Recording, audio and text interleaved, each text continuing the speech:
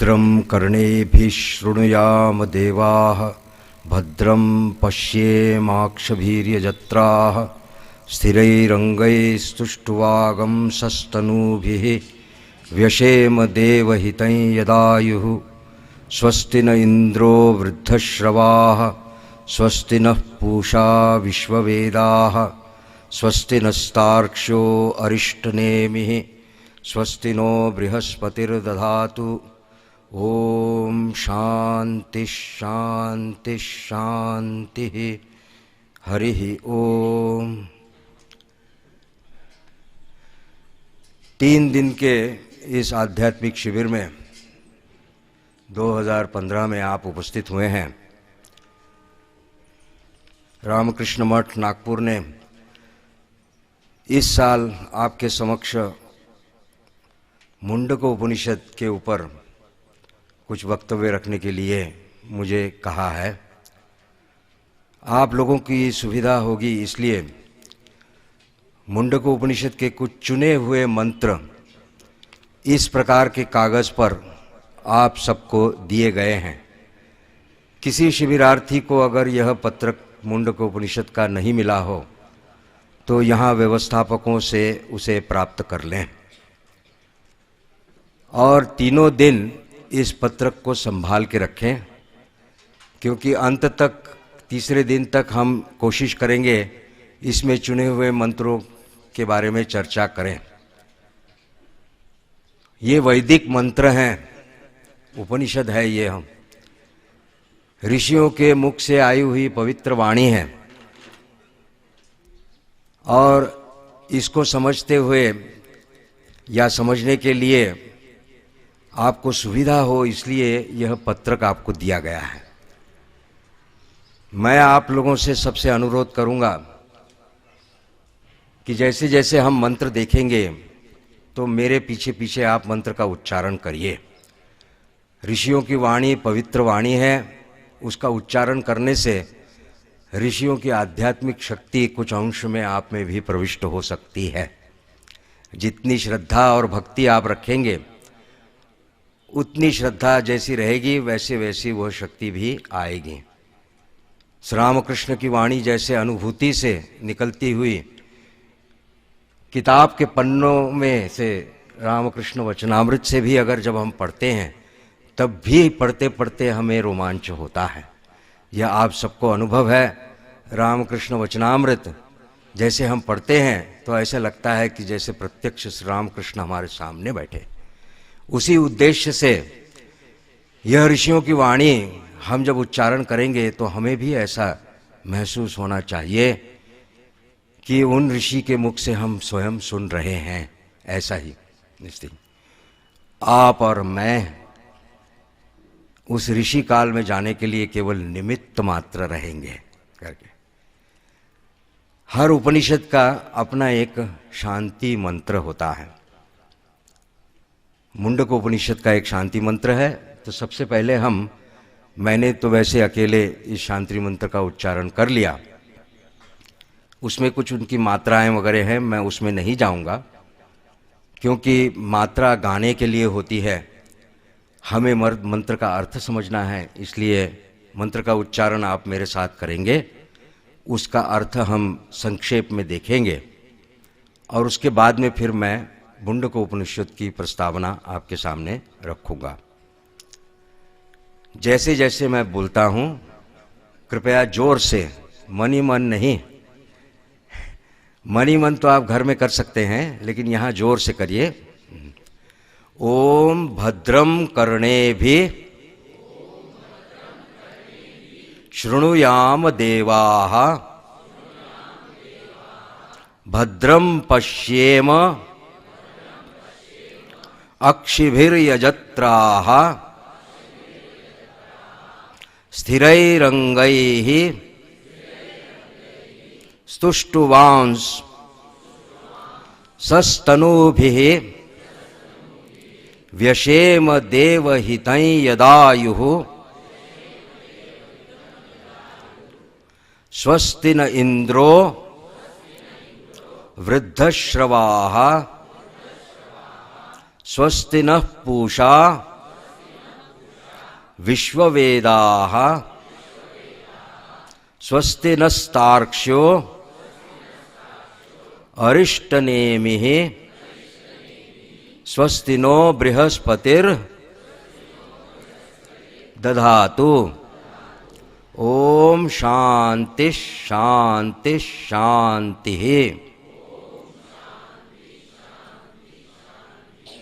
हरि ओम। अद्भुत शांति मंत्र है, वैदिक विचारधारा। स्वामी विवेकानंद बेलूर मठ में उनके अंतिम समय में उनके ही गुरु भाई स्वामी प्रेमानंद जी को इंगित करके दिखा रहे थे कि बेलूर मठ में इस कोने में यहाँ पर वेद पाठशाला होनी चाहिए करके। आज है वहाँ पर, उसी स्थान पर। तो प्रेमानंद जी उनसे पूछते हैं कि क्यों वेद पाठशाला की क्या आवश्यकता है। स्वामी जी उस वक्त में उनको बताते हैं, वेदों को पढ़ने से सब प्रकार के अंधविश्वास मिट जाएंगे। अब उस समय अब मैंने भी जब यह प्रसंग पढ़ा तो मैं भी सोचने लगा, वेदों को पढ़ने से अंधविश्वास उठ जाएंगे। लेकिन जैसे अभी हम पढ़ेंगे देखेंगे, देखिए यहाँ पे किसी चीज़ की ऐसी कोई अंधविश्वास की बात है ही नहीं। शांति मंत्र में ही क्या अद्भुत बातें बताई हैं। देखिए कैसी प्रार्थना कर रहे हैं, देवाः, देवताओं से प्रार्थना कर रहे हैं। उनके काल में जिन देवता जो देवता प्रसिद्ध थे उनको संबोधन करके कह रहे हैं, इसलिए कहते हैं देवाः। क्या कहते हैं? भद्रम कर्णे भी शृणुयाम। कानों से, करने भी, कानों से हम जो कुछ सुने भद्रम, अच्छा हो। दुनिया भर की बातें हम सुनते हैं, लोग कितने कितने इसकी निंदा कर रहे हैं, उसकी निंदा कर रहे हैं। विशेष कहते हैं हम पर निंदा पर चर्चा में सबको बड़ा आनंद आता है। यहां प्रार्थना की जा रही है कि हे प्रभु, अगर मैं कानों से कुछ सुनूं तो अच्छा ही सुनूं। कान तो खुले हैं, बाहर की सब आवाजें आती रहती हैं, लोग बोलते ही रहते हैं। हमें ही फिल्टर लगाना है। हम ऐसा नहीं कह सकते कि सामने वाले को कि आप बोलना बंद करिए, वो अभद्र हो जाएगा। सुनना तो सभी पड़ता है, लेकिन हम कानों में फिल्टर लगाएंगे। यही प्रार्थना की जा रही है कि हे प्रभु, जो भी मैं कानों से सुनूं, मतलब कानों से सुनना मतलब केवल कान में जो आवाज जा रही है उसको सुनना, ऐसा नहीं। उसको सुनने के बाद में मन में जो धारणा होती है उसको सुनना कहते हैं। तो कानों से सुन करके जो मैं धारणा करूं वो अच्छी हो, इसलिए भद्रम कर्णे भी शृणुयाम। ठीक वैसे ही बता रहे हैं, अक्षि भी, आंखों से भद्रम पश्येम। यजत्राह करके बताया उन्होंने यहां पर। वो कहा है कि जो यज्ञ करते हैं, अच्छी तरह से करना जानते हैं, सो वो है उनको जैसे प्रार्थना कर रहे हैं। अलग अलग देवताओं या अलग अलग श्रेष्ठ व्यक्तियों के नाम से बोल रहे हैं। आज के युग में हम ऐसा कह सकते हैं, हे ठाकुर, मैं कानों से जब सुनूं वो अच्छा सुनूं। श्री मां, मैं आंखों से जो देखूं वो अच्छा ही देखूं। इस तरह से ये प्रार्थना है आज के लिए। हमारे इष्ट हैं श्री रामकृष्ण, मां शारदा, स्वामी विवेकानंद और ठाकुर के बाकी जो शिष्य थे, वे सब पूजनीय हैं हमारे लिए। हम उनको संबोधित करके इस तरह से प्रार्थना कर सकते हैं। ये तो केवल शब्द हैं, लेकिन प्रार्थना महत्वपूर्ण है। कानों से अच्छा सुने, आंखों से अच्छा ही देखें। कितने ही दृश्य देखते हैं, लेकिन मैं गलत क्यों देखने जाऊंगा? मैं उसमें से अच्छा जो है वो ही देखूंगा। वेदांत ने एक चीज हमको विशेष रूप से समझाई है। क्या? यह जगत 100% अच्छा या 100% बुरा ऐसा नहीं है। इसमें अच्छे और बुरे का मिश्रण है, बल्कि अच्छा और बुरा परिस्थिति के अनुसार बदलता रहता है। कोई चीजें कभी कभी अच्छी लगती हैं तो फिर दूसरे समय में वही चीजें हमें खराब लगती हैं। 1 महीने पहले सर पे पड़ने वाली धूप अच्छी लग रही थी, लेकिन आज की तारीख में कुछ माताएं वहां धूप में बैठी हैं, उनको शायद कष्ट हो रहा है। तो अच्छा या बुरा यह परिस्थिति और व्यक्ति के हिसाब से बनता है। वास्तविक रूप में कोई वस्तु अच्छी या बुरी मूल रूप से नहीं होती। इसलिए कोई भी प्रसंग जो देख रहे हैं या कुछ हम सुनते हैं कानों से, वो 100% अच्छा या बुरा ऐसा नहीं होता। इसलिए प्रार्थना कर रहे हैं, जो कुछ सुना जा रहा है उसमें शायद कुछ अच्छा भी है, तो मैं फिल्टर लगा करके केवल अच्छा ही सुनूं। जो दृश्य मैं देख रहा हूं उसमें फिल्टर लगा करके मैं अच्छी बात को ही अपने मन में बिठाऊं, ऐसी प्रार्थना की जा रही। और क्या करते हैं देखिए, यद आयु मतलब जितनी आयु, देवहितम मतलब देवताओं ने जितनी हमको आयु दी है, उस आयु में हम क्या करें, तुष्टुवांसः मतलब हम आपकी स्तुति करें। हे प्रभु, हम आपकी स्तुति करें। जितने दिन हम बचें उतने दिन हम भगवान श्री राम कृष्ण की स्तुति करें, उनका नाम गुण का कीर्तन करें। और कैसे, अगर तबीयत खराब होगी तो शायद ठीक से न कर पाएं, इसलिए कहते हैं स्थिरई ही अंगई ही, मेरे शरीर के जो अंग हैं और तनु भी, तनु सिर्फ ये बहुवचनी शब्द इस्तेमाल किया है, तनु मतलब एक ही जीवन में नहीं, अनेक जीवनों में जितने भी शरीर मैं ग्रहण करूं, उन सभी शरीरों में स्थिर अंगों के कारण, अच्छे शरीर के कारण मैं जितनी आयु आपने मुझे दी है उसमें मैं आपका ही चिंतन करूं। ऐसी अद्भुत प्रार्थना यहाँ की है। उसके बाद कहा, इंद्र से कह रहे हैं, इंद्र जो वृद्ध श्रवा है उनसे कह रहे हैं स्वस्ति नहा, हमारा मंगल हो, ऐसी प्रार्थना करते हैं। जैसे मैंने कहा, हम आज के युग के लिए हम शब्द बदल देते हैं कि हे श्री रामकृष्ण जो इस युगावतार है, स्वस्ति नहा, है ना, जगत जननी श्री मां स्वस्ति नहा, ऐसे करके हम चल सकते हैं। वैसे ही कहा है यहां पर, पूषा विश्ववेदाः, जो पूषण करते हैं सब चीजों का, पूरे सृष्टि का, उसको पूषा करके कहा। ईशोपनिषद में भी शब्द आता है पूषण, हे पूषण, इस तरह से ही यहां पर भी लिया है। और वो कैसे है, विश्ववेदाः, संपूर्ण विश्व को जानते हैं, इसलिए उनसे क्या प्रार्थना कर रहे हैं, स्वस्ति नहा, हमारा मंगल हो। वैसे ही अरिष्ट नेमी, जो समस्त अरिष्टों को दूर करते हैं, विघ्नहर्ता हम मानते हैं ना गणेश जी को, तो वैसे ही उनसे प्रार्थना कर रहे हैं, स्वस्ति नहा, सब अरिष्ट दूर कर दें हमारे। और बृहस्पति देवताओं के गुरु थे, वो सब गुरुओं के गुरु, उनसे हम प्रार्थना करते हैं, स्वस्ति नहा, स्वस्ति स्वस्ति। स्वस्ति मतलब मंगल हो। मंगल मतलब अच्छा बुरा ऐसा मत समझिए, मंगल का एक अद्भुत अर्थ है। मेरी इच्छा पूर्ण होती है तो मैं कहता हूं कि अच्छा हुआ, लेकिन जब मेरी इच्छा पूर्ण नहीं होती तो मैं कहता हूं बुरा हुआ। लेकिन वास्तविक रूप में जो मुझे मेरे लिए अच्छा है उसे मैं बहुत समय समझ नहीं पाता, इसलिए यहां प्रार्थना की जा रही, मंगल हो, मतलब जो वास्तविक रूप में मेरे लिए अच्छा है वह हो मेरे लिए, चाहे वो मुझे आज समझ में आए या ना आए, लेकिन वैसा हो। ऐसी अद्भुत प्रार्थना और शांति 3 बार की जाती है, ताकि जो हम विद्या ग्रहण करने की कोशिश कर रहे हैं उसमें किसी प्रकार की बाधा ना हो, कि प्रकृति कहीं बारिश अगर ले आए तो फिर इस जो हम सुन रहे हैं उसको ठीक से नहीं सुन पाएंगे, इसलिए उसकी शांति कर रहे हैं, प्राकृतिक शांति। देवताओं से, प्रभु से कहते हैं कि शांति करो।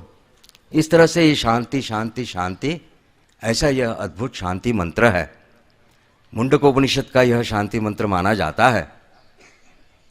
अद्भुत विद्या है मुंडकोपनिषद में, जिसको हम सुनने वाले हैं। सुन करके हम इसे कुछ कुछ अपने जीवन में ग्रहण करने की कोशिश करेंगे। आध्यात्मिक शिविर रामकृष्ण मिशन में इसलिए किए जाते हैं कि भक्तों को ये सब तत्व प्राप्त करके अपने जीवन में कैसे पालन कर सकें, इसका एक दिशा निर्देश प्राप्त हो, इसलिए इसका आयोजन किया जाता है। अलग अलग केंद्रों में केवल सुबह से लेकर शाम तक आश्रम में आना ऐसा ही नहीं, वो तो पहली सीढ़ी है कि चलो कम से कम दूसरे बाकी फालतू कामों से निकल करके इधर आके बैठे, तो ये तो अच्छी बात है, लेकिन यहाँ से शुरुआत है, ये पहली सीढ़ी है। अब इसके बाद में आपको इसके ऊपर चिंतन करना है, चिंतन करने के बाद इसको जीवन में उतारना है। यह भी वैदिक पद्धति है। पहले कहा जाता है श्रवण, फिर कहा जाता है मनन, और मनन जब पक्का हो जाता है तो फिर उसका ध्यान होता है निदिध्यासन। आध्यात्मिक शिविर में आप श्रवण कर रहे हैं, घर में जाकर इस पूरे बाकी बचे हुए साल में आप इसे कोशिश करके अपने जीवन में उतारने की कोशिश करेंगे कि अच्छा ऐसा सुना तो क्या ऐसा मैं कर सकता हूँ, और उसको पालन करके करना, मतलब देखना है कि पालन करते हुए क्या क्या समस्याएं आती हैं, और उसको पालन करते करते फिर देखेंगे आपका जीवन बदल जाएगा। और जितना अधिक हम सीखेंगे, पालन करेंगे, सीखना मतलब पालन करना, किताबों से पढ़ करके उच्चारण करना सीखना नहीं कहलाता, जीवन में पालन करना ही सीखना कहलाता है। वो करेंगे तो दृढ़ धारणा होगी। यह उपनिषद अथर्ववेद में आता है। अथर्ववेद वेदों की परंपरा में सबसे अंतिम वेद माना जाता है। प्राचीन परंपरा में, बहुत प्राचीन परंपरा में 3 ही वेद माने जाते हैं, ऋग, साम, यजुः। लेकिन अथर्ववेद 80% ऋग्वेद से ही लिए हुए मंत्रों से बना है, और अथर्ववेद में बहुत सारा भाग जादू टोना वाला भी है। लेकिन अथर्ववेद में उपनिषद भी हैं, और ये बहुत ही प्रसिद्ध उपनिषद मुंडक उपनिषद इसी में आता है। मुंडन शब्द ही इससे आया गया है, या मूल संस्कृत में जो शब्द है उसी को लेकर के किया है, क प्रत्यय लगा करके मुंडक। जैसे मैंने मुंडन किया है, मेरे सर पर कोई बाल नहीं है, तो इस उपनिषद को जो नाम दिया मुंडक, मतलब क्या, यह जो विद्या है, इस विद्या को अगर हम ठीक से ग्रहण कर पाए तो हमारे मन से अज्ञान के जितने बाल हैं सब साफ किए जा सकते हैं, एकदम क्लीन। इसलिए इसको कहते हैं मुंडक। भगवान शंकराचार्य ने इसका अर्थ किया सन्यासियों के लिए है करके। मैं उनको प्रणाम करता हूं, वे अवतार पुरुष हैं। सिर्फ मैं इतना मानता हूं कि वैदिक ऋषियों ने जो भी कुछ कहा वह सर्व मानव जाति के लिए कहा, केवल विशिष्ट एक संप्रदाय या एक ग्रुप ऐसे इसके लिए नहीं कहा है। और इस धारणा से हम देखें तो यह मुंडक उपनिषद सबके लिए है। और अद्भुत बात देखिए, मुंडक उपनिषद में यहाँ पर जो संवाद है, गुरु शिष्य संवाद, जैसे कठोपनिषद में आता है वैसे यहाँ भी है।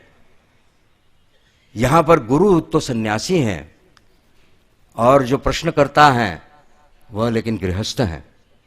उनका नाम है शौनक। शौनक खुद आते हैं और उनका वर्णन किया है महाशाल। हम देखेंगे मंत्र में महाशाल मतलब वे बहुत ही क्या कह सकते हैं कि प्रतिष्ठावान गृहस्थ हैं, जिन्होंने गृहस्थ धर्म में अपने सभी कर्मों को पालन करके एक प्रतिष्ठा प्राप्त की है। ऐसे प्रतिष्ठावान व्यक्ति हैं समाज के, वे आकर के प्रश्न कर रहे हैं, और अंगिरस जो गुरु हैं वो उनको उत्तर दे रहे हैं। तो शौनक को उद्देश्य करके जैसे बाकी समस्त मानवों को ही यह उपदेश दिया जा रहा है। हम मंत्र देखेंगे एक एक करके। पहला मंत्र मेरे पीछे पीछे बोलिए। ओम ब्रह्मा देवानाम प्रथम संबभूव विश्वस्य कर्ता भुवनस्य गोप्ता स ब्रह्म विद्यायाम सॉरी, सब्रह्म विद्याम सर्व विद्या प्रतिष्ठाम अथर्वाय ज्येष्ठ पुत्राय प्राह। पहले दो मंत्र जो हैं यहां पर परंपरा बताई जा रही है। मंत्र एक मंत्र दो दोनों दिए हैं। यह परंपरा इसलिए बताई जाती है कि इसी बात को ये बता रहे, प्रमाण करने के लिए कि जो विद्या आपको दी जा रही है यह विद्या अति प्राचीन है और उसकी एक परंपरा है। विद्वान ज्ञानी गुणी व्यक्तियों के द्वारा ही इसका प्रतिपादन किया गया है। ऐसा नहीं है कि कोई बाजार की कोई किताब है उठा के ले आए उसको पढ़ लिया, ऐसा नहीं है।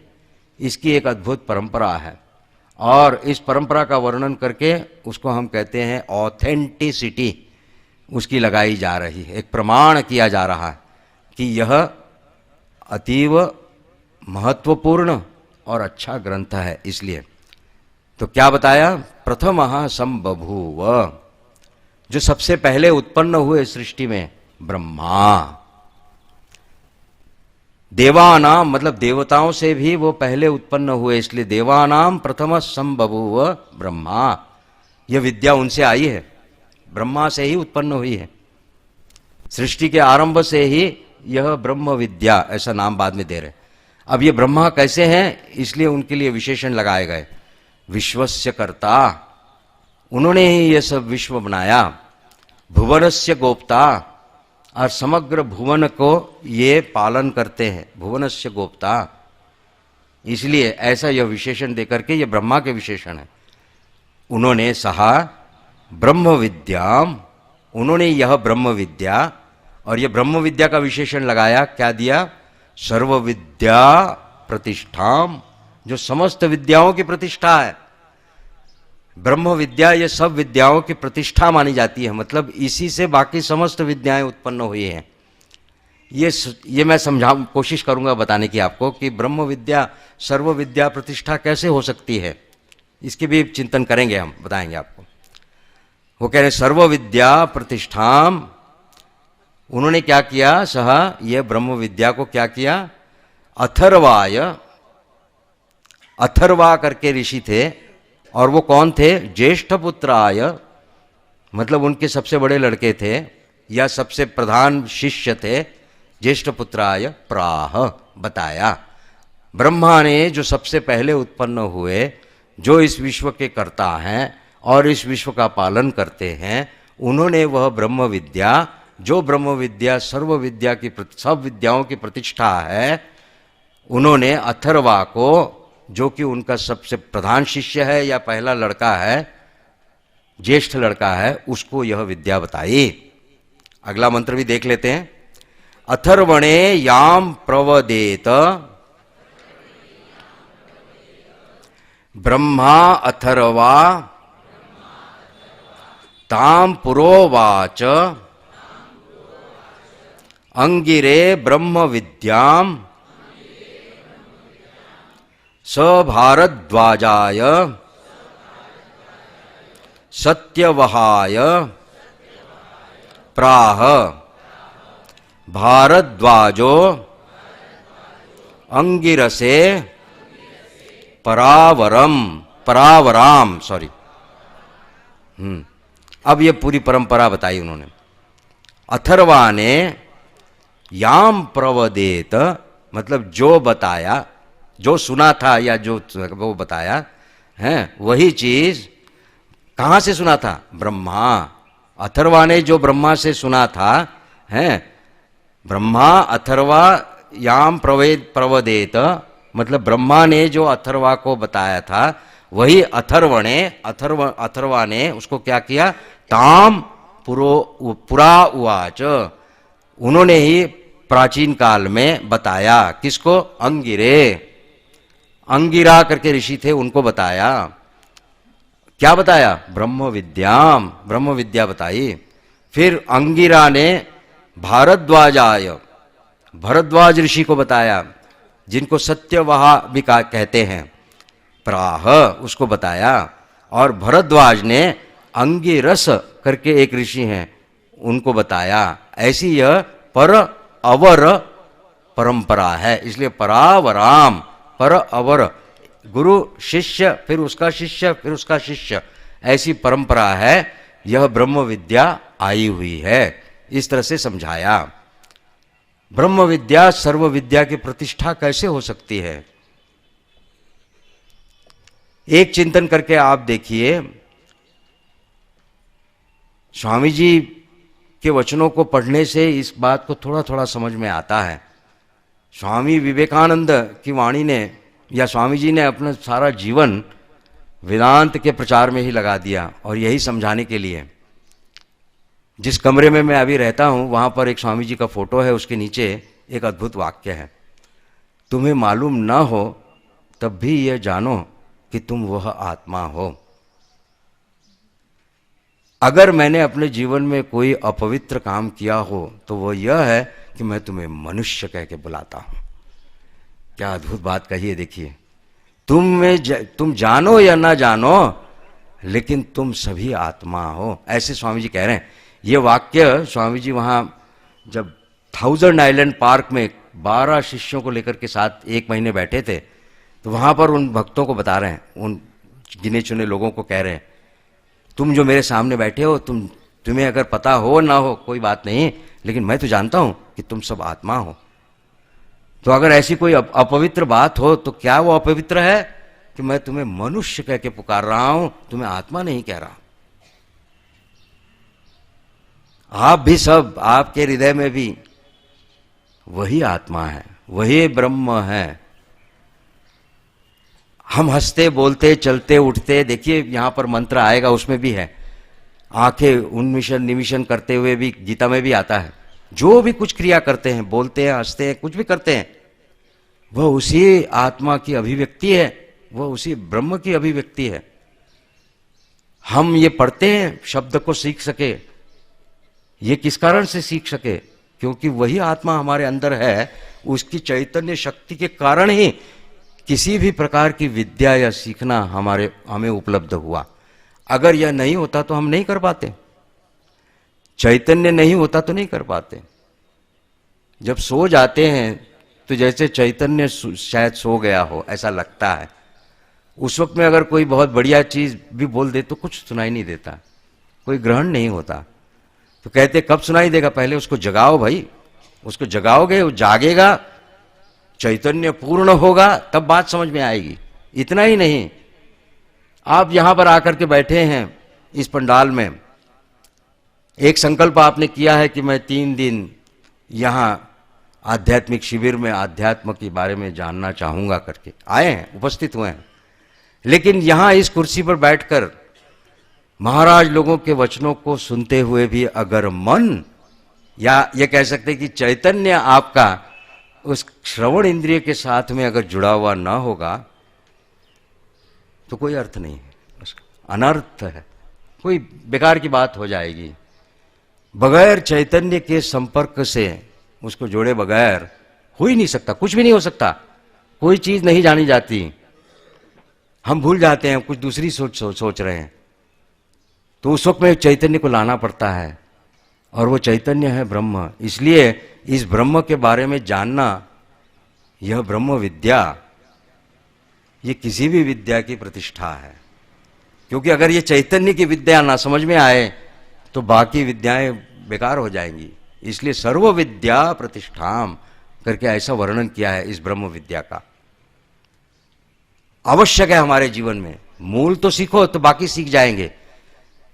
जैसे बच्चे को भाषा सिखाई जाती है, वैसे तो वो माँ और माता पिता से, भाई बहन, बाकी आस पड़ोस के लोगों से सुनते सुनते हर बच्चा भाषा सीख जाता है।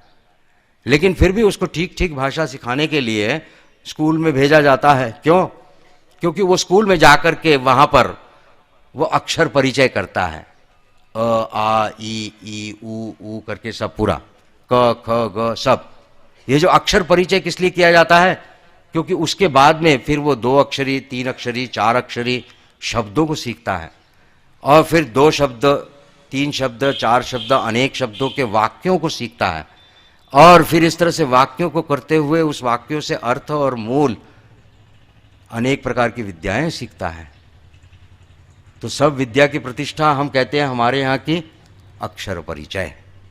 ठीक वैसे ही इस अक्षर परिचय को भी समझने के लिए जो चैतन्य शक्ति की आवश्यकता है, उस चैतन्य शक्ति की उपस्थिति के लिए ही ब्रह्म वही चैतन्य है। इसलिए ब्रह्म विद्या सर्व विद्या प्रतिष्ठा ऐसी यह है, प्राचीन काल से आ रही है, ऋषियों के मुख से गुरु शिष्य परंपरा से ही आती है, सनातन धर्म की परंपरा है। ब्रह्म विद्या गुरु शिष्य परंपरा में ही सीखने से ठीक ठीक होती है, उसकी धारणा होने की संभावना होती है, नहीं तो गलत हो सकता है। उसको हम कुछ गलत समझ करके कुछ दूसरा ही हम सोचे कि हम किताबें पढ़ लेंगे और हमको उपनिषद सब समझ में आ जाएगा, लेकिन ऐसा नहीं होता। गुरु मुख से, आचार्य मुख से सीखने से ही समझा जाता है। मैं भी साधु बनने से पहले स्वामी जी की किताबें पढ़ के ऐसा लगने लगा था वेदांत क्या है, अभी सीख लेंगे। स्वामी जी तो इतना सिंपल बोलते हैं। गीता और उपनिषद ला करके उसके ट्रांसलेशन वगैरह सब पढ़े और लगने भी लगा कि मेरे को सब आ गया। मेरे ही जो रिश्तेदार थे उनमें से एक, उनको बड़ा शौक था, मेरे से बड़े हैं वो, मतलब मेरे बुआ के पति थे वे। तो एक बार वो आए घर पे, तो माता पिता ने कहा कि हमारा छोटा लड़का आजकल अध्यात्म का बड़ी चर्चा करता है। तो वो मुझसे चर्चा करने लगे। मैंने उनको स्वामी जी के बताए हुए वचनों को बता करके उनको चकित कर दिया करके, और मुझे बड़ा प्राउड लग रहा था कि वाह मैंने क्या अद्भुत काम कर दिया, मेरे को सब समझ में आ गया। लेकिन उसके बाद जब घर छोड़ के मैं मठ में आया और फिर स्वामी जी के चरणों के पास बैठ करके जब यही गीता सीखने लगा, तो प्रतिदिन महसूस होता था अरे ऐसा तो नहीं था यार, जब हमने खुद पढ़ा तो ऐसा तो नहीं था, तो ये क्या है। इसलिए आचार्य के मुख से सुनना पड़ता है। आचार्य बताते हैं तो फिर थोड़ी थोड़ी धारणा होती है। इसी उद्देश्य से यहां पर हमने ये उपनिषद लिया है। देखिए तीसरा मंत्र, शौनको हवै महाशालो अंगिरसम विधिवत उपसन्नः प्रपच्छ कस्मिन्नु भगवो विज्ञाते सर्वमिदं विज्ञातम भवति इति। यहां से शुरू होता है मूल उपनिषद। अब बताया कि महाशाल शौनक जो महाशाल है, प्रतिष्ठावान गृहस्थ है। कैसी प्रतिष्ठा है इनकी कि अपने जीवन के सभी कर्तव्य उन्होंने पालन किए हैं, किसी से भागे नहीं। जो कुछ करना करणीय है, जिसको हम मनुष्य समाज में कहते हैं कि यह करणीय है, करना चाहिए, योग्य है, ऐसे समस्त कर्तव्यों को उन्होंने किया है, इसलिए वे योग्य व्यक्ति हैं। ऐसे यह शौनक विधिवत उपसन्नः, मतलब विधिवत गुरु के पास आए हैं। गुरु के पास ऐसे ही नहीं जाना होता, क्योंकि हम जाते हैं, मीडिया वाले आते हैं ना एक माइक्रोफोन लेकर के, तो फिर आपका क्या कहना है इसके बारे में करके वो तो पूछते हैं। उसमें क्या पूछने में उनको क्या होता है, केवल इनका कोई जवाब चाहिए जो लोगों को सुनाया जाएगा, रिकॉर्ड किया गया है, टेलीकास्ट होगा, या अगर वो न्यूज़पेपर वाला होगा तो वो दो चार नोट लिख करके आपने जो कहा उनके शायद शब्दों को तोड़ मरोड़ के दूसरा ही कुछ बोल सकता है। तो इस तरह से पूछने नहीं आया है, वो विधिवत आया है। मतलब क्या, वो ये दर्शा रहा है कि मैं सच सच में जानना चाहता हूँ। अब मैं सच सच में जानना चाहता हूँ, इसका प्रमाण तो देना पड़ेगा ना कुछ, कि भैया सचमुच आप जानना चाहते हैं या केवल ऐसे ही कुछ पूछ रहे हैं लगता है करके। अब हम स्वामी हो गए, हमको तो आदत है इसकी। कई लोग आते हैं, अच्छा स्वामी तो गॉड है क्या, तो कैसे गॉड को प्रूव करेंगे, भगवान को कैसे प्रूफ करेंगे आप करके। ये प्रश्न पूछने वाले सैकड़ों आते हैं, लेकिन क्या वो सचमुच जानना चाहता है। एक डॉक्यूमेंट्री में मैंने देखा था, ऐसी वो एक रिपोर्टर कई डिफरेंट अलग अलग धर्म के संप्रदायों में जाकर के उसने गॉड के बारे में प्रश्न पूछे, बुद्धिस्ट हो, क्रिश्चियन हो, अमुक हो, तमुक। अंत में वो पहुंचा था हॉलीवुड में हमारे रामकृष्ण वेदांत सेंटर में वहाँ, और वहाँ पर एक हमारे अमेरिकन स्वामी थे, उनसे वो प्रश्न कर रहा है और कहता है, so in Vedanta how can you prove God, God, have you seen God और समथिंग। तो वो स्वामी जी ने जो उत्तर दिया वो बहुत ही अद्भुत, मार्मिक है, बहुत सुंदर। वो कहते हैं उनसे, if it is your curiosity, वो पूछते हैं उससे, आर यू क्यूरियस और do you really want to know, मतलब केवल एक उत्सुकता है कि ये क्या है करके इसलिए प्रश्न कर रहे हो, या तुम सचमुच जानना चाहते हो, जैसे ये तुम्हारे जीवन मरण का प्रश्न हो, ऐसे मतलब नीड जिसे कहते हैं, ऐसा है। तो वो कहते हैं इसकी क्या जरूरत है, मैं तो आपसे प्रश्न कर रहा हूं, आप उत्तर दीजिए।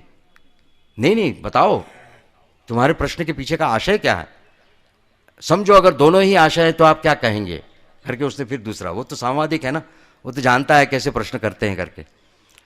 वे स्वामी जी भी बहुत स्मार्ट थे, उन्होंने वो क्या उत्तर दिया, अगर ये आपकी क्यूरियोसिटी है तो आप यहां पर आके रहिए हमारे साथ में और ऑब्जर्व करिए, तो आपको पता लग जाएगा। और अगर आपकी यह आवश्यकता है तब भी आप यहां पर आके रहिए, 25 साल से मैं रह रहा हूं, आप भी कोशिश करिए, तब आपको समझ में आएगा। केवल आके पूछा तो फिर क्या गॉड है, ऐसे नहीं होता, प्रश्न ऐसे नहीं चलता। प्रश्नकर्ता का आशय बहुत ही महत्वपूर्ण है, कैसे प्रश्न पूछता है, कैसे।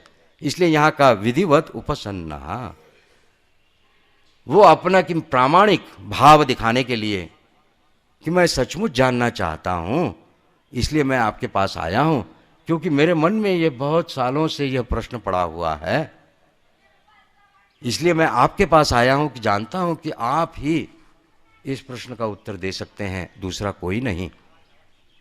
नरेंद्र नाथ जिस तरह से श्री रामकृष्ण के पास आए थे, अनेक लोगों के पास जाके प्रश्न पूछते हैं वे, क्या महाशय आपने भगवान को देखा है। उनका जो विचार है या उनका जो प्रश्न पूछने का जो आशय है, ठीक वैसा ही यहां शौनक के मन में है, क्योंकि उन्होंने बहुत चिंतन किया है, कई सालों से सब प्रकार से देखा है। याद रखिए, शौनक साधारण नहीं, महाशाल है, प्रतिष्ठित गृहस्थ हैं, मतलब उन्होंने अपने सभी कर्तव्यों को बहुत ही निष्ठा के साथ पालन करके अपने जीवन को चलाया है। और इसलिए उनके जीवन में उनके कर्तव्यों को पालन करते हुए उन्हें जो समझ रहा था, वो क्या समझ रहा था उनको, कि इस समग्र सृष्टि में इतनी वैचित्रता है, इतने प्रकार से है, इसको अगर मैं एक एक करके जानना शुरू करूं तो एक क्या करोड़ों जन्म भी निकल जाएंगे, तब भी इसको मैं जान नहीं पाऊंगा। तो क्या ऐसी कोई चीज है, एक ही ऐसी कोई वस्तु है जिसको जान लूं अगर, तो बाकी सब कुछ जाना जा सकता है।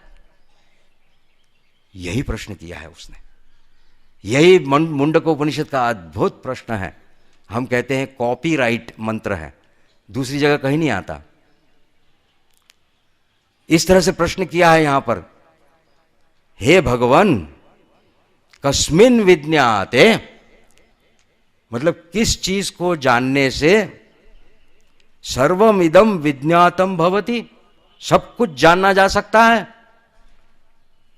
देखिए प्रश्न में आशय क्या है कि उनको ये निश्चित रूप से लगने लगा है, उनके अनुभव के कारण सालों साल से, ऐसी कोई एक जरूर चीज होगी कि जिसको जानने से बाकी सब कुछ जाना जा सकता है।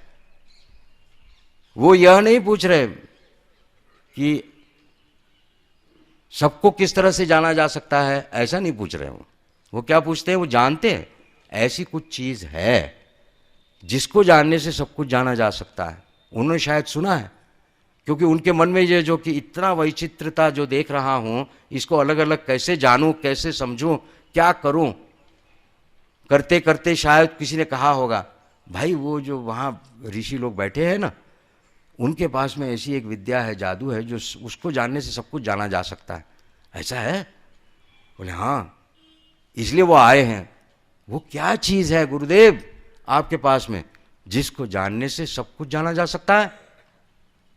कस्मिन् विज्ञाते सर्वमिदं विज्ञातम भवति।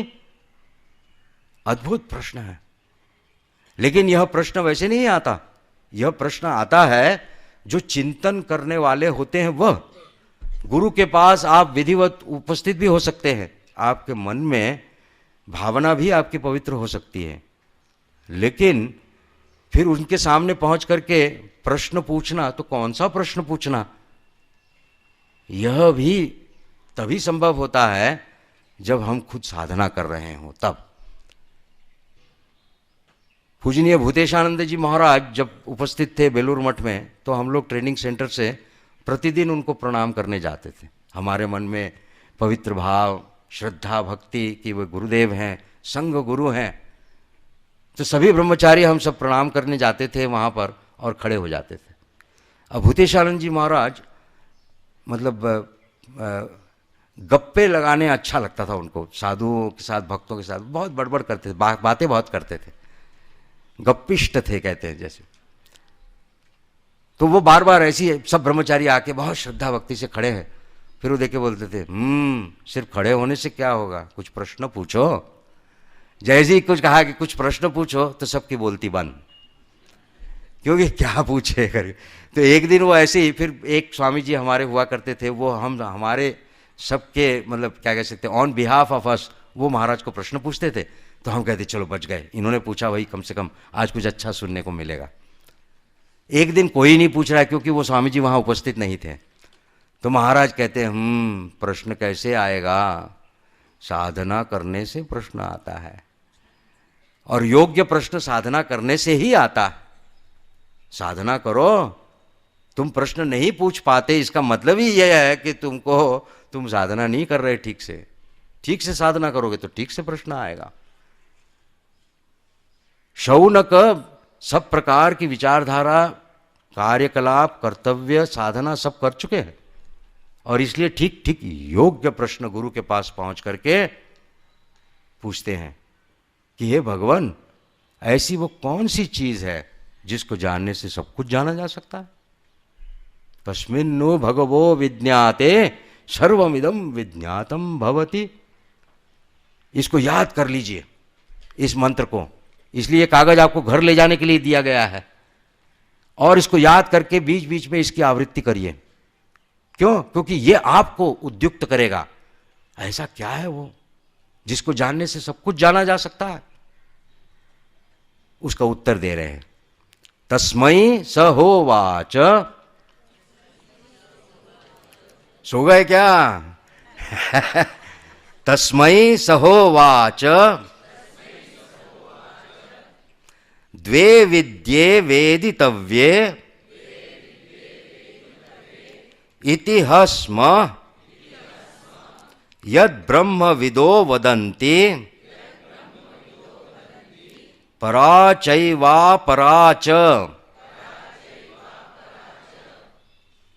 हस्म मतलब ऐसा पुराना कहा है।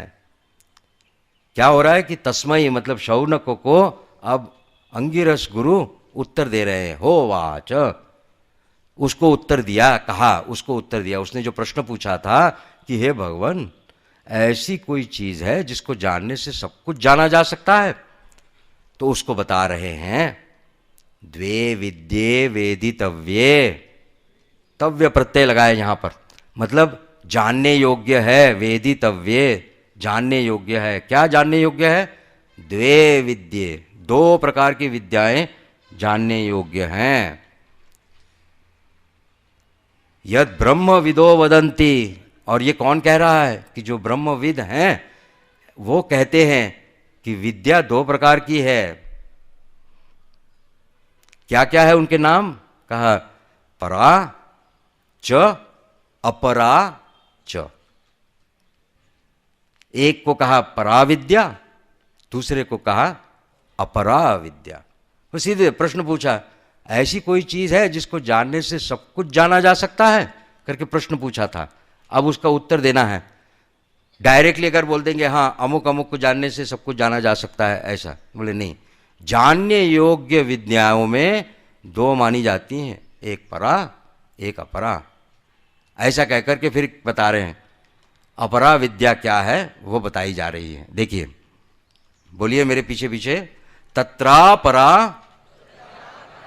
ऋग्वेदो यजुर्वेदः सामवेदो अथर्ववेदः शिक्षाकल्पो व्याकरणम निरुक्तम छंदो ज्योतिषम इति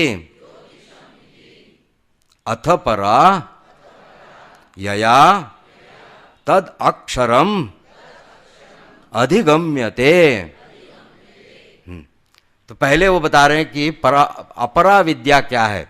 तत्र, वहां पर, अपरा विद्या क्या क्या है करके एक लंबी लिस्ट दे दी।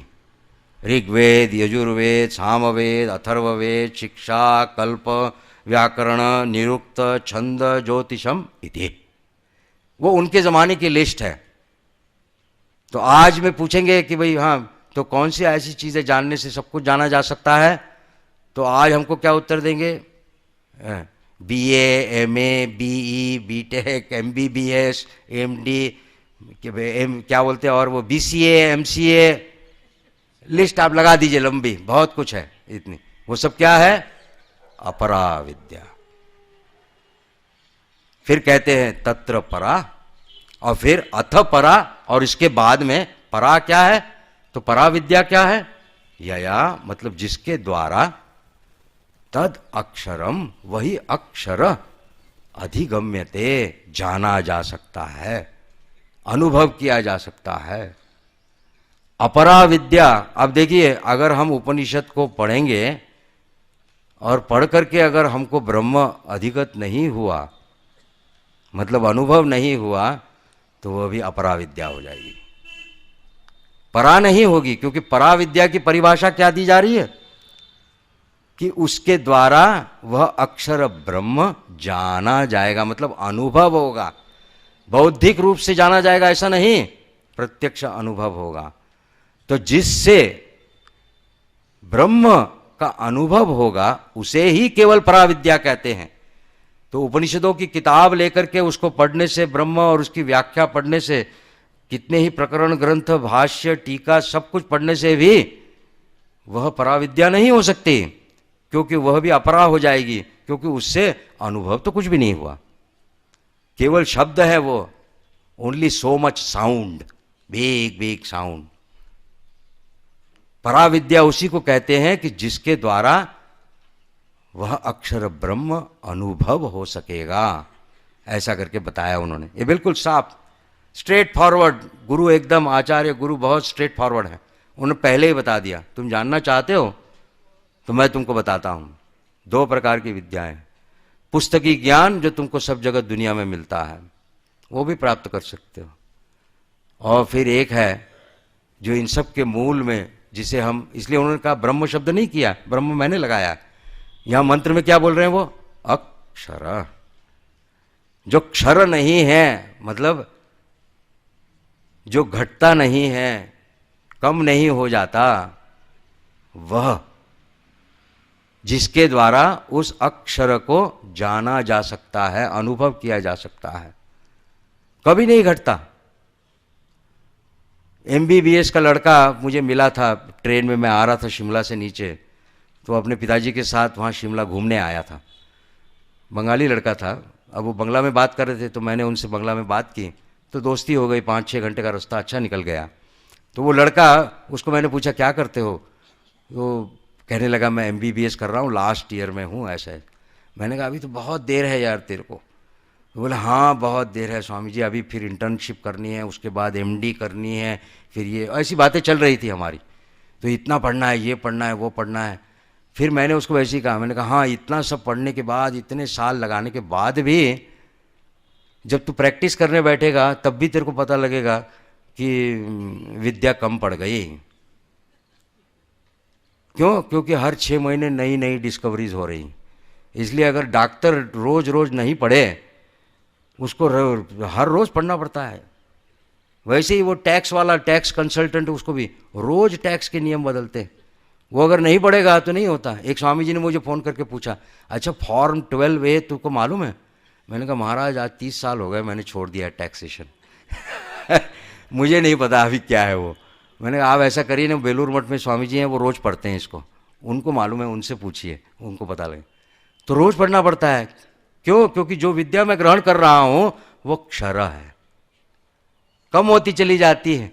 मेरी बुद्धि, मेरे शरीर और उसके कारण ये हो जाती है। कहीं विस्मृति हो गई, जैसे अल्जाइमर डिजीज़ हो गया या डिमेंशिया हो गया या और भी क्या क्या सब बहुत सारे हैं, भूल जाते हैं। क्षर विद्या है। लेकिन पराविद्या कौन सी है?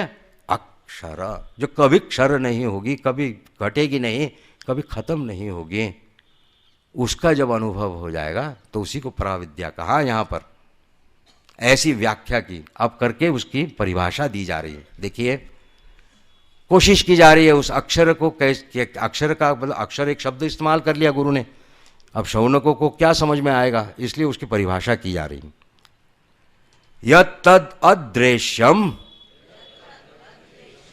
देखिए मंत्र देखिए, क्लांति मत करिए, ये ऋषियों के शब्द हैं, थोड़ा कष्ट होगा लेकिन जीवन बदल सकता है। यत्तद् अदृश्यम अग्राह्यम अगोत्रम अवर्णम अचक्षुश्रोत्रम तद अपाणिपादम नित्यम विभुम सर्वगतम सुसूक्ष्मम तद अव्ययम यद्भूतयोनिम परिपश्यन्ति धीराः। अक्षर की परिभाषा की जा रही है। यत् मतलब वो, तत् मतलब उसी को बताया जा रहा है। यह जो, इस तरह से, यत् तत् मतलब यह जो, वो क्या है? अदृश्यम, दिखाई नहीं देता, जो दिखाई नहीं देता। अदृश्यम अग्राह्यम, जो पकड़ में नहीं आता, इंद्रियों की पकड़ में नहीं आता, बुद्धि मन की पकड़ में नहीं आता, ऐसा है वो। अग्राह्यम अगोत्रम, उसका कोई मूल नहीं है।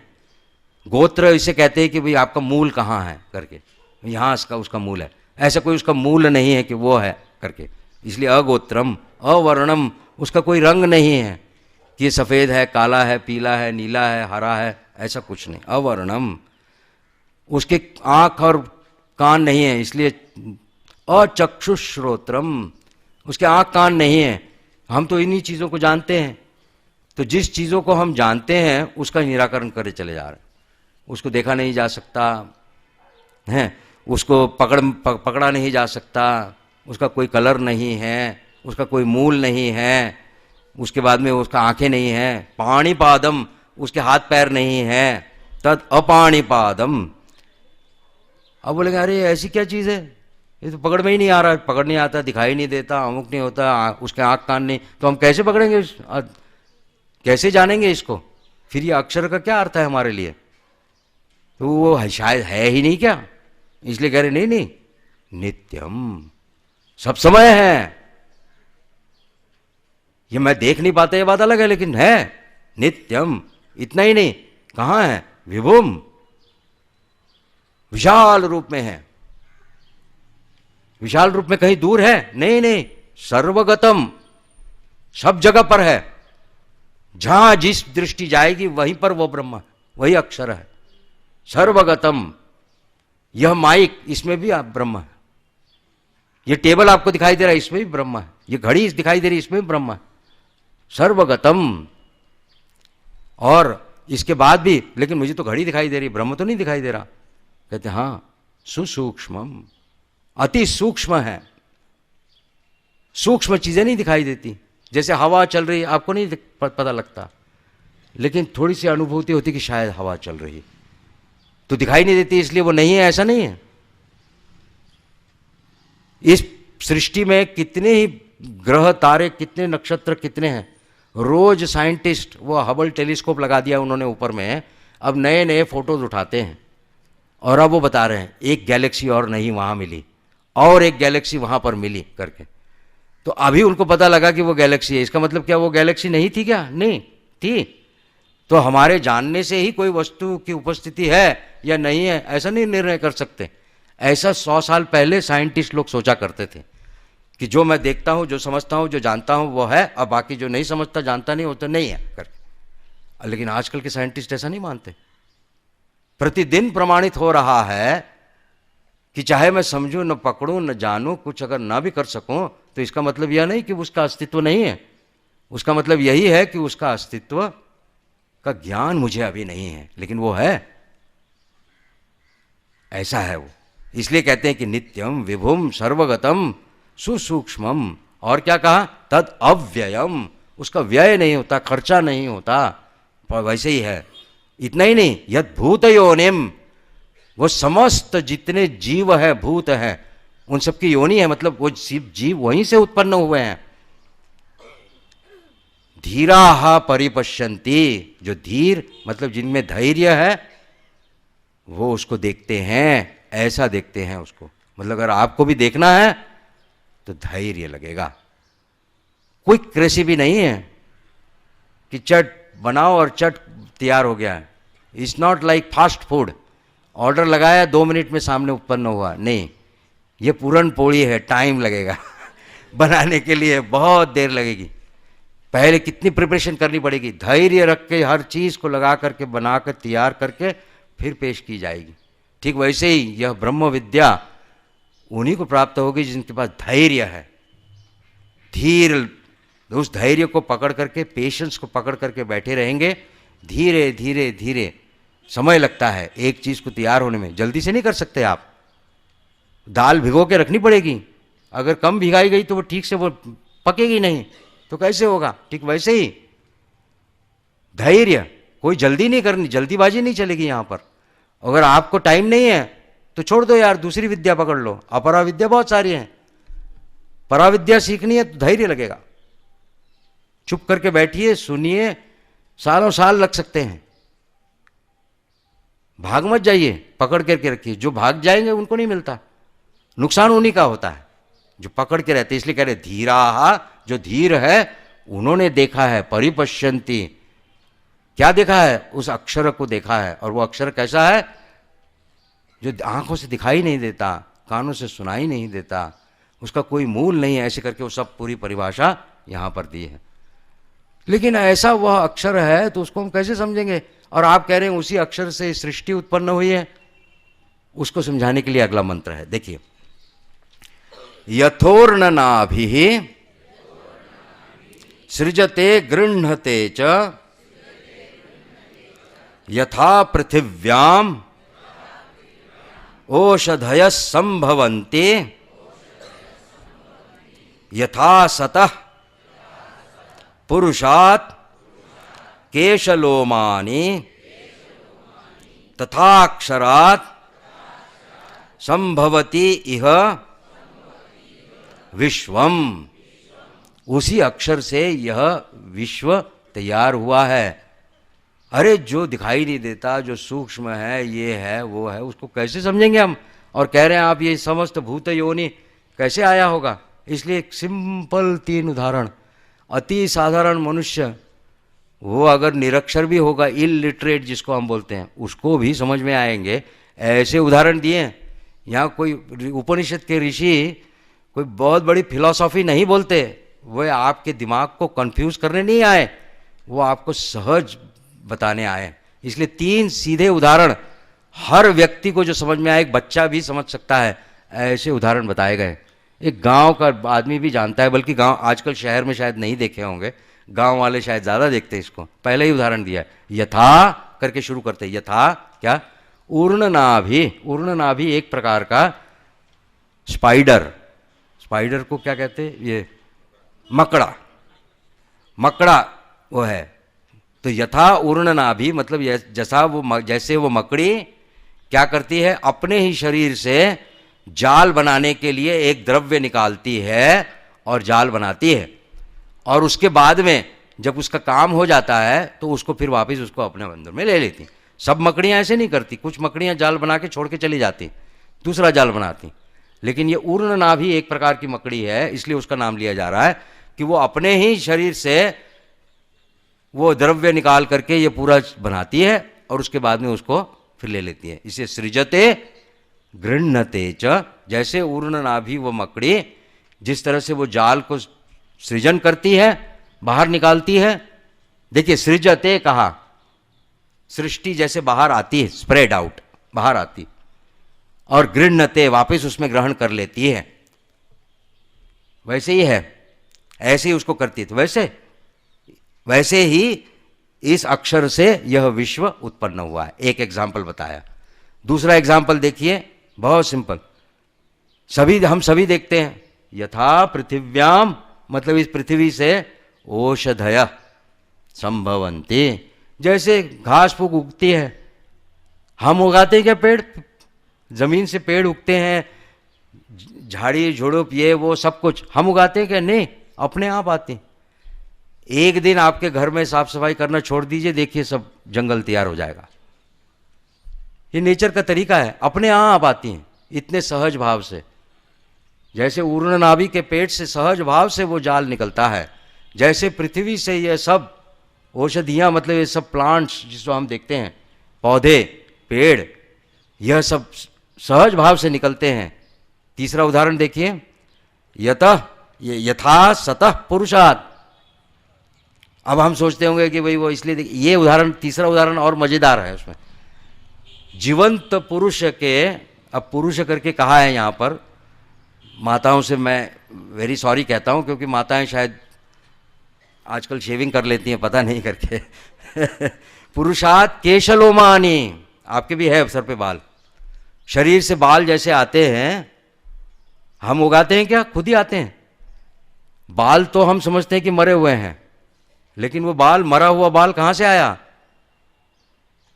जीवंत पुरुष से आ रहा है ना, जीवंत मनुष्य के शरीर से आ रहा है।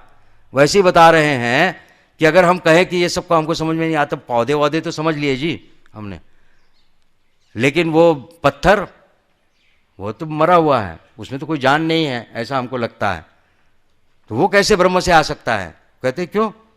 जैसे जीवंत पुरुष के शरीर पे उस पे ये बाल उगते हैं जो कि मरे हुए हैं, वही चीज, वैसे ही इस अक्षर से यह समस्त विश्व उत्पन्न होता है। एक और मंत्र लेके आज फिर रुकेंगे। मुझे व्यवस्थापकों ने कह दिया है कि आप 5-7 मिनट एक्स्ट्रा ले सकते हैं करके ही मैं ले रहा हूं। यह सर्वज्ञः सर्वविद् यस्य ज्ञानमयं तपः तस्माद् एतत् ब्रह्म नाम रूपम अन्नम च जायते। इसके बीच में मैंने कुछ मंत्र हटा दिए, क्योंकि उसमें वही जैसे ये बताया, उदाहरण दिए, वैसे और भी कई उदाहरण वहाँ दिए हैं। आप मुंडकोपनिषद खरीद करके वो उदाहरण पढ़ सकते हैं। बात हमको यहाँ पर 3 दिन में मुंडकोपनिषद का मर्म समझना है, इसलिए कुछ चुने चुने मंत्र दिए हैं यहाँ पर, जो मंत्र मुझे ऐसा लगता है कि महत्वपूर्ण है, इसलिए लिए गए हैं। तो ये करते हुए अंत में फिर यहाँ पर वो आता है, कहते कि यहाँ सर्वज्ञः, जो सर्वज्ञ है, और क्या? सर्वविद यस्य, और जिसकी सब विद्या जानी हुई है ऐसा, और क्या? ज्ञानमयम तपः, और जिसका तप, जिसको हम तपस्या कहते हैं या तप कहते हैं या इसका कार्य कहते हैं, वॉट एवर इट इज, वह कैसा है? ज्ञानमयम, ज्ञान ही उसका तप है, ऐसा वो। तस्मात् एतद् ब्रह्म नाम रूपम अन्नम च जायते, ऐसे उस ब्रह्म से ये नाम रूप और अन्न ये सब कुछ उत्पन्न होता है करके यहाँ पर बताया। ये एक छोटा सा सेक्शन, एक मुंडक प्रथम यहाँ पर खत्म होता है। क्या बताया? कि गुरु के पास में विधिवत कर्तव्यनिष्ठ गृहस्थ उपस्थित हुए हैं और उनसे पूछते हैं, गुरुदेव यह बात तो मुझे समझ में आती है कि इस वैचित्र्य जगत में सब कुछ नहीं जाना जा सकता, लेकिन ऐसा लगता है कि जब इतनी वैचित्रता हुई है तो कहीं से तो आई होगी, तो ऐसा कुछ होगा कि जिसको जानने से सब कुछ जाना जा सकता है। इसलिए वो प्रश्न पूछता है कि गुरुदेव ऐसा कि कुछ है जिसको जानने से सब कुछ जाना जा सकता है? उसके उत्तर में गुरुदेव उसको पहले क्या बताते हैं, देखो बेटा, जानने योग्य दो विद्याएं हैं, इस एक को कहते हैं अपरा और एक को कहते हैं परा। सारी तुम्हारे जीवन में जितनी सब विद्याएं तुम ग्रहण कर लो, जितनी डिग्री जो कुछ भी प्राप्त करोगे, वह सब अपरा विद्या है। और परा विद्या वह है जिससे तुमको वह अक्षर जाना जाएगा। लेकिन अभी तक ये नहीं कहा कि अक्षर ब्रह्म ही जानने से सब कुछ जाना जाएगा, अभी तक नहीं बताया। सिर्फ इतना बताया, दो चीज़ें, और फिर ये इसकी व्याख्या की, उसकी व्याख्या की, और कहा, फिर कहते हैं वो, इसलिए वो कह रहे हैं कि यहाँ सर्वविद यस्य सर्वज्ञ, मतलब उस अक्षर ब्रह्म को जानने से फिर तू सर्वविद हो जाएगा। अक्षर ब्रह्म को जान लेने से फिर तेरे को अलग अलग से सबको जानना नहीं पड़ेगा, तो सब कुछ जान जाएगा। अंत में जाकर के इस चैप्टर में फिर फाइनली उसको बता रहे हैं, उस अक्षर ब्रह्म को तू जान लेगा ना तो फिर सब जान जाएगा। तूने प्रश्न पूछा था ऐसी वो कौन सी चीज़ है जिसको जानने से सब कुछ जाना जा सकता है, तो अब उसका उत्तर हुआ कि हाँ वही अक्षर ब्रह्म। तो वो क्या है? समग्र सृष्टि उसी ने उत्पन्न की है और सहज भाव से आती है। उसको जान, उसको जानने से सब कुछ जाना जाएगा। श्री रामकृष्ण को पकड़ो तो बाकी सब ठीक हो जाएगा, हम ऐसा कहते हैं। ठाकुर को पकड़ लो भैया, बाकी सब ठीक हो जाएगा। भगवत गीता इसलिए भगवान अर्जुन को भी कहते हैं कि तू मेरी शरण में आ जा, मैं तेरे सब पापों को धो दूंगा, है ना। इतना ही नहीं बल्कि वो सबको क्या बता रहे हैं कि जो व्यक्ति केवल मेरा ही नाम लेता रहता है उसके रोजमर्रा के काम भी मैं खुद ही कर दूंगा। महाराष्ट्र की इतनी अद्भुत संत परंपरा है, वहाँ पर संतों के उदाहरण हैं कि वो जनाबाई विट्ठल विट्ठल करती है तो विट्ठल आकर के झाड़ू लगा के देता है, बर्तन मांजता है, कपड़े धो देता है, सब कुछ करता है। वही चीज़ गीता में बता रही भगवान, उसको पकड़ो तो सब कुछ जाना जा सकता है। वही चीज़ यहाँ उपनिषद में बता रहे हैं, उस अक्षर ब्रह्म को जानो तो बाकी सब विद्याएं आ जाएंगी। एक एक विद्या पकड़ के पता नहीं कितना समय निकल जाए। बोले इसलिए मूल को पकड़ो, बाकी सब जाना जाएगा। इसी जानने की परंपरा में हम आगे देखेंगे। मुंडकोपनिषद प्रतिदिन सुबह 9:15 बजे और दोपहर को 2:30 बजे, 2:30 बजे का समय खाना वाना खा के थोड़ा सा शिथिल हो जाता है। मैं पूरी कोशिश करूँगा कि आपकी नींद को उड़ा करके कुछ अच्छी बातें हम सुने। ओम शांति शांति शांति। हरि ओम तत्सत। श्री राम कृष्णार्पणमस्तु।